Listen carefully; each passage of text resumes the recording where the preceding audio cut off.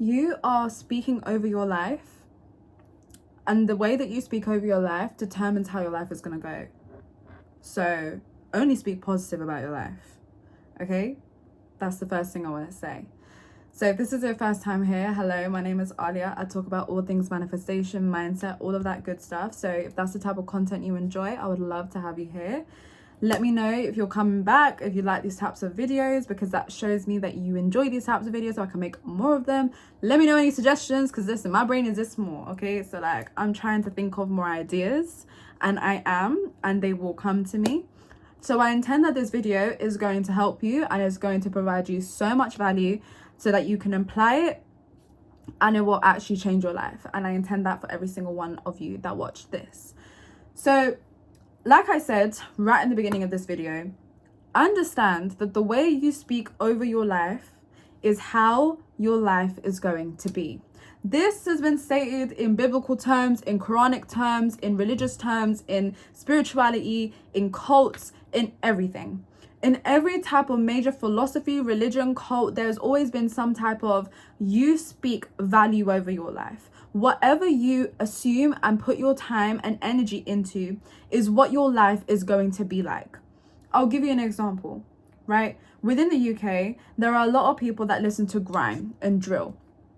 And these drill songs are not necessarily very nice and loving and things of that nature, let's just say. If you listen to drill, you probably know what I'm talking about, but it's not nice. It's probably mainly about people, okay? So if you sit there every single day, the moment your eyes wake up and you get ready for school or uni or work, and your first type of music you listen to in your ear is drill, early hours in the morning, crazy. Why? Because you see, you're putting all of that stuff into your head. Your subconscious mind, even though you're 20, 30, 50, 60, 17, no matter what age, right?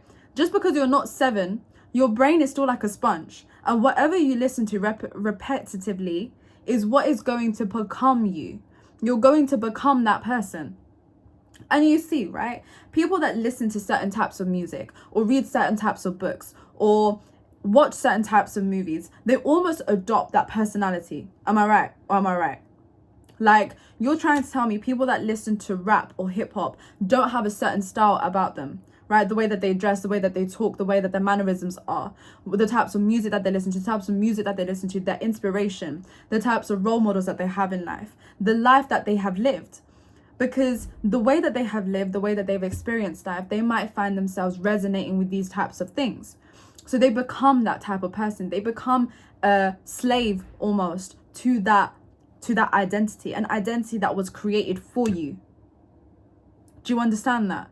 And it's so important to understand, right? Because when you realize that you are literally just a soul in a body, and the body was created by everything around you, whether that's family, situations, movies, music, whatever it might be, and you're a culmination of that, you realize you, whoever you say you are not actually you. And like, I don't know if that's a good thing or a bad thing, right? Obviously, half of this stuff, we don't really get much say in it because we live a life where we get socialized into this stuff. We literally now, like, phones are everywhere, technology is everywhere. There are kids now. I was literally at work today and there was two kids, while their parents were shopping, were on the biggest iPads I've ever seen. The kid has AirPods that are better than my AirPods, and is in his own world, doesn't know where his mom and dad are. The mom and dad weren't even there, and they're just vibing out. This is the life that we live in now. And I make this example because even though we might be older and we didn't experience ourselves, or maybe we weren't part of the group of kids that grew up literally being brain rot kids, right? We still experienced a life where social media, technology, and fast attention spans have been a major part of our life, especially through COVID. And all of these things have impacted our lives, right? And movies, things that you spend your time on, your precious, valuable, deserving, worthy time on, is who you become. So when people, right, whoever you watch, whether it's Mike Tyson, or I don't know why I mentioned Mike Tyson, was because of his fight, but Mike Tyson or Conor McGregor, or these bougie podcast people, or these Tony Robinson, people that you aspire to, and you listen to these people saying your time and your energy and your focus and your awareness is so valuable to you, you have to decide where it goes. Because if you do not decide where it goes, it will be decided for you. And what do I mean by that? I mean that by the friends that you surround yourself with are going to take you into certain situations. The movies that you watch are going to experience yourself into certain situations. The things that you put yourself in, the situations, the friends, the families, the relationships you put yourself in is the experience you become. You become that person. And I need you guys really, really truly to digest this. Because if you feel like you have no identity other than the fact that you are XYZ and you actually have a reasoning behind it, you need to strip everything down to literally your bones. Who are you? Because when I realized and I almost had a full-on awakening to myself, and I realized I'm literally a cause and effect of everything that I've gone through in life. The movies that I watch, the music that I listen to, the way that I dress, the way that I talk, the way that I experience life, the way that I am as a person, the kindness, the love that I show is purely and utterly through the experiences I've had in life.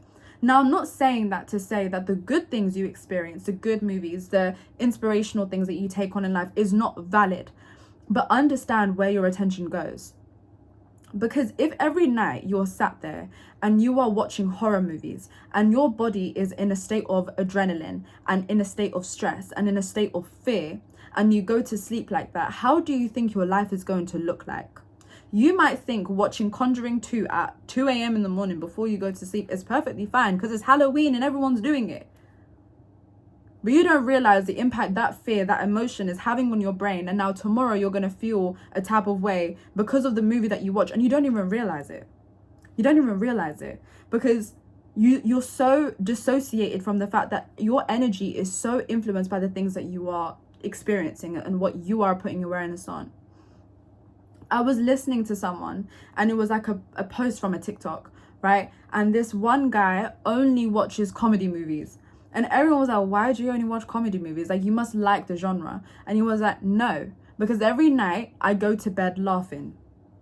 Every night I go to bed happy. I go to bed content. Because I would rather that than going to bed scared or going to bed questioning why this murderer killed this person or concerned about the future because I'm watching a documentary on aliens or AI or whatever.